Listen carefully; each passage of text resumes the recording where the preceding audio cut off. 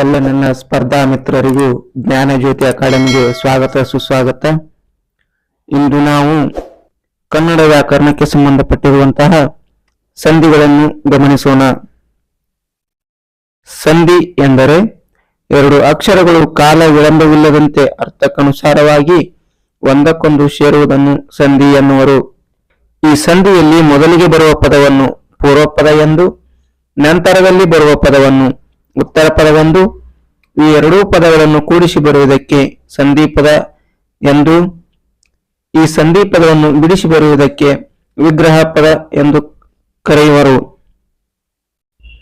ಸಂಧಿಯು ಯಾವಾಗಲೂ ಪೂರ್ವಪದದ ಅಂತ್ಯಕ್ಷರ ಹಾಗೂ ಉತ್ತರ ಪದದ ಆದಿ ಅಕ್ಷರ ಇವುಗಳ ಮಧ್ಯೆ ಮಾತ್ರ ಘಟಿಸುತ್ತದೆ.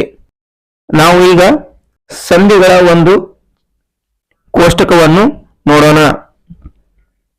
ಸಂಧಿಗಳಲ್ಲಿ ಎರಡು ಪ್ರಕಾರಗಳು: ಕನ್ನಡ ಸಂಧಿಗಳು, ಸಂಸ್ಕೃತ ಸಂಧಿಗಳು. ಕನ್ನಡ ಸಂಧಿಗಳಲ್ಲಿ ಮತ್ತೆ ಎರಡು ಪ್ರಕಾರಗಳು: ಕನ್ನಡ ಸ್ವರಸಂಧಿ, ಕನ್ನಡ ವ್ಯಂಜನ ಸಂಧಿ.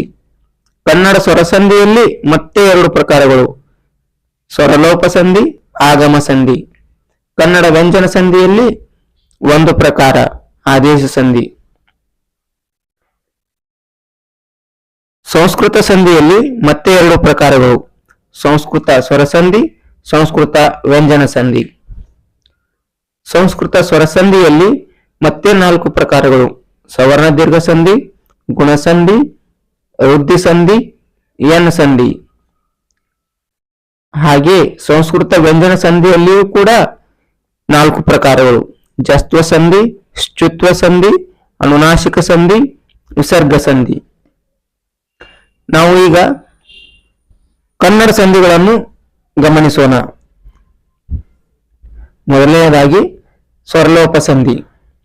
ಸ್ವರದ ಮುಂದೆ ಸ್ವರವು ಬಂದು ಸಂಧಿಯಾಗುವಾಗ ಪೂರ್ವಪದದ ಅಂತ್ಯಸ್ವರವು ಲೋಪಗೊಂಡರೆ ಅದನ್ನು ಸ್ವರಲೋಪ ಸಂಧಿ ಎನ್ನುವರು. ಉದಾಹರಣೆ ನೋಡುವುದಾದರೆ: 1. ಊರು ಅಧಿಕ್ ಊರು, ಊರೂರು. 2. ಹಣದ ಅಧಿಕ್ ಆಸೆ, ಹಣದಾಸೆ. 3. ಕಣ್ಣು ಅಧಿಕ್ ಎದುರು, ಕಣ್ಣೆದುರು. 4. ಅಲ್ಲಿ ಅಧಿಕ್ ಅಲ್ಲಿ, ಅಲ್ಲಲ್ಲಿ.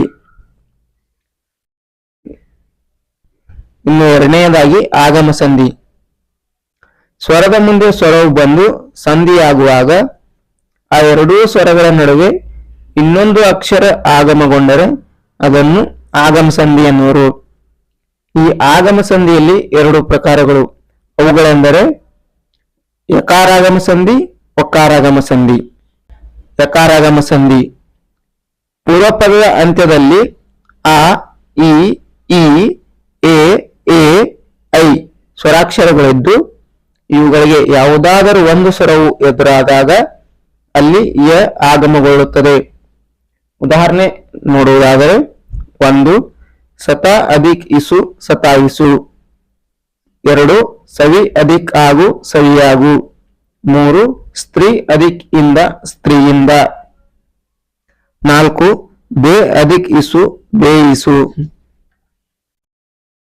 ವಕಾರಾಗಮ ಸಂಧಿ ಪೂರ್ವಪದದ ಅಂತ್ಯದಲ್ಲಿ ಅ, ಉ, ರು ಸ್ವರಾಕ್ಷರಗಳಿದ್ದು ಇವುಗಳಿಗೆ ಯಾವುದಾದರೂ ಒಂದು ಸ್ವರವು ಎದುರಾದಾಗ ಅಲ್ಲಿ ವ ಆಗಮವಾಗುತ್ತದೆ.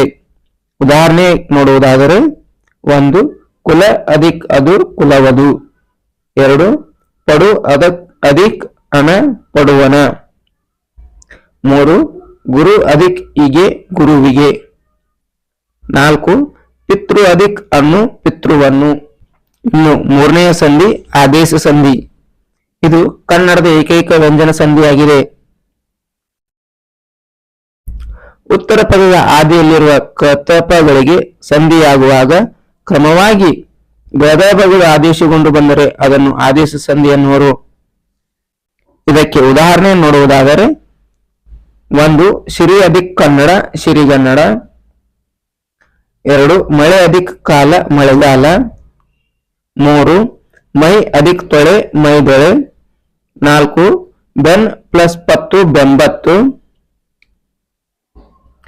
ಇಲ್ಲಿ ನಾವು ಇನ್ನೂ ಗಮನಿಸುವುದಾದರೆ ಉತ್ತರ ಪದದಲ್ಲಿರುವ ಸಕಾರಕ್ಕೆ ಚ ಛ ಜ ಕಾರಗಳು ಆದೇಶಗೊಂಡು ಬರುತ್ತವೆ. ಇಂತಹ ಸಂಧಿಗಳನ್ನು ನಾವು ಆದೇಶ ಸಂಧಿ ಎಂದು ಗುರುತಿಸಬೇಕು. ಉದಾಹರಣೆಗೆ 1 ಇನ್ ಅಧಿಕ್ ಸರ ಇಂಚರ, 2 ನೂರ್ ಅಧಿಕ್ ಸಾಸಿರ ನೂರ್ಚಾಸಿರ, 3 ಮುನ್ ಅಧಿಕ್ ಶರಗು ಮುಂಜರಗು.